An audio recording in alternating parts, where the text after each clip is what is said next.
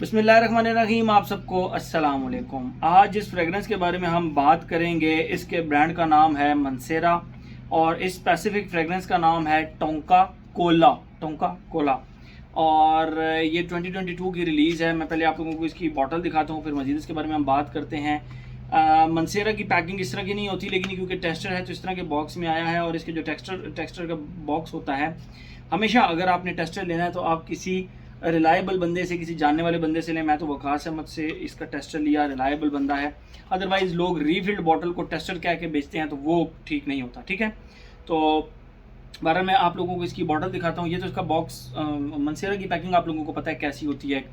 Golden colour का या black colour का बॉक्स होता है, उसके अंदर लेदर पाउच होता है। लेदर पाउच के अंदर ये परफ्यूम्स होते हैं। टेस्टर के अंदर इसके साथ ये बॉक्स होता है सिंपल, और बॉटल होती है इसके अंदर वो फुल कंप्लीट लेदर वाला पाउच, ये वो पैकिंग वगैरह नहीं होती। ये रही इसकी बॉटल, ये आप देख सकते हैं। इसके फ्रंट पे एक स्टिकर है, टोंका कोला लिखा हुआ है, मंसेरा का लोगो है, मंसेरा पेरिस, और कैप के ऊपर ये मंसेरा का लोगो बना हुआ है। And that's it. सिंपल सी दवाइयों की तरह की बॉटल है जो कि मंसेरा की तमाम।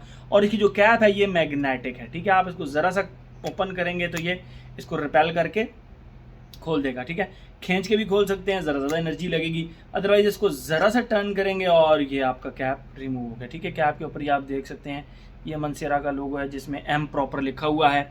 गोल्डन कलर का इसका स्प्रे है।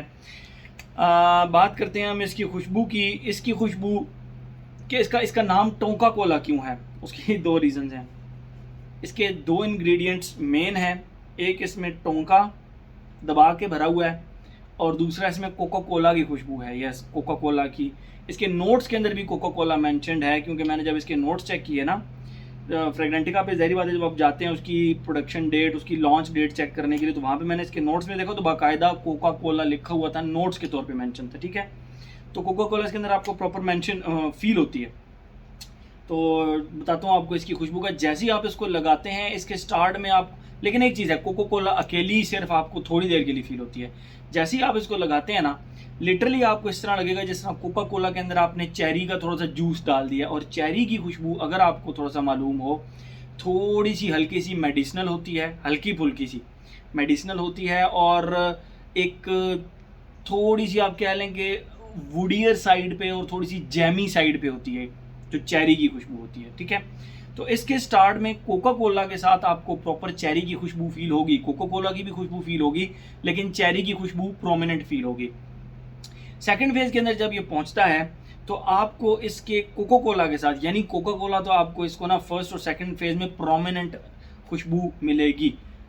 कोको कोला आप लोगों को पता है, बाजार में जाएं कोको कोला खरीदें, उसको खोलें, उसको खुशबू करें, तो जो उसके अंदर से एक फिजी सी, एक कोको कोला की एक स्पेसिफिक खुशबू आ रही होती है, वो इसके अंदर से आ रही होगी। ओके, सेकंड फेज के अंदर इसकी कोको कोला के साथ आपको हल्की फुल्की डस्टी खुशबू फील होगी, जिस तरह आपने लिटरली कोको कोला के अंदर थोड़ी सी ना मिट्टी को ऐड करके उसको घुमा फिरा दिया है, तो उस तरह की खुशबू इसके सेकंड फेज में आएगी, मीठी मीठी सी कोको कोला की खुशबू।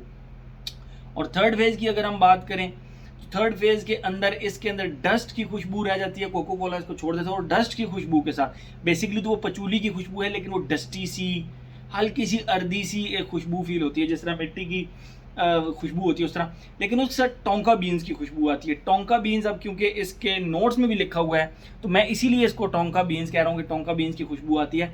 अदरवाइज अगर खुशबू डिफाइन करने की बात करें तो वो इस तरह, जिस तरह स्वीट पाउडरी खुशबू होती है, स्वीट पाउडर के साथ आप थोड़ी सी मिट्टी की खुशबू को ऐड कर लें तो वो डस्टी स्वीट पाउडरी एक जो कॉम्बिनेशन सा बनेगा, लेकिन वो स्वीट बहुत ज़्यादा स्वीट पाउडरी है, ठीक है।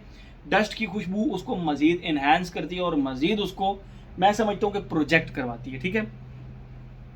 तो इसकी खुशबू फिर इसी तरह और फिर चलती रहती है। एंड पे जाके कहीं चौथे फेज़ के अंदर इसकी डस्ट की खुशबू भी गायब हो जाती है और ये आपको लिटरली इस तरह लगता है जिस तरह टोंका बीन्स की सिर्फ आप खुशबू रह गई है, जो कि एक प्रॉपर स्वीट पाउडरी सी और कह सकते हैं कि स्वीट स्मोकी सी खुशबू इसके चौथे फेज़ में रह जाती है, जब इसको डस्ट की खुशबू भी छोड़ देती है। ये तो हो गई इसकी खुशबू। अब हम आते हैं अपने पैटर्न की तरफ। Age, gender, longevity, projection, weather, occasion. Age, भाई कोई एज रिस्ट्रिक्शन नहीं है। हाँ, मैं एक चीज़ बताना भूल गया कि स्टार्ट से, वो मैंने बताना था कि स्टार्ट से एंड तक इसमें वो चीज़ रहती है, और वो ये है कि स्टार्ट से एंड तक ये हल्की फुल्की स्पाइसी भी रहती है, और मुझे ऐसे लगता है कि वो चेरी के नोट की वजह से या कोका कोला की अपनी खुशबू जो है वो उन्होंने इस तरह स्पाइसी सी रखी है, लेकिन फर्स्ट सेकंड फेज़ के अंदर ये प्रॉपर स्पाइसी खुशबू रहती है। तो आते हैं वापस एज की अगर हम बात करें, कोई एज रिस्ट्रिक्शन नहीं है इसके ऊपर, हर एज का बंदा इसको लगा सकता है। जेंडर की बात करें भाई, मेल फीमेल दोनों लगा सकते हैं। मुझे इसके ऊपर एज रिस्ट्रिक्शन का भी कोई ऐसे जिस तरह का प्रॉब्लम नहीं लगा। एज हो गया, जेंडर हो गया।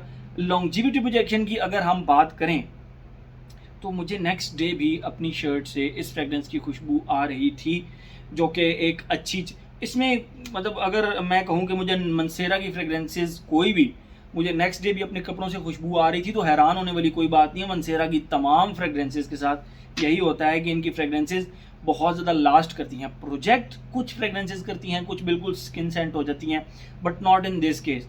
ये एक बहुत अच्छी प्रोजेक्टर भी है। ये 3-3.5 घंटे इसने मुझ पर प्रोजेक्ट भी किया, और मैंने इसको अपनी नोज़ से दूर लगाया। मैंने इस एरिया में नहीं लगाया, कान के पास इसको नहीं लगाया, मैंने इसको अपने शोल्डर पर लगाया था, शर्ट के ऊपर 2 स्प्रे। नेक्स्ट टाइम जब मैंने इसको लगाया था तो मैंने यहाँ लगाया था इसको मज़ीद इंजॉय करने के लिए। मुझे इसकी वेव्स आते रहे, इसकी खुशबू आती रही प्रॉपर। 7वें-8वें घंटे में भी मुझे इसकी वेव्स आती नहीं, से मुझे नोज़ ब्लाइंड नहीं किया।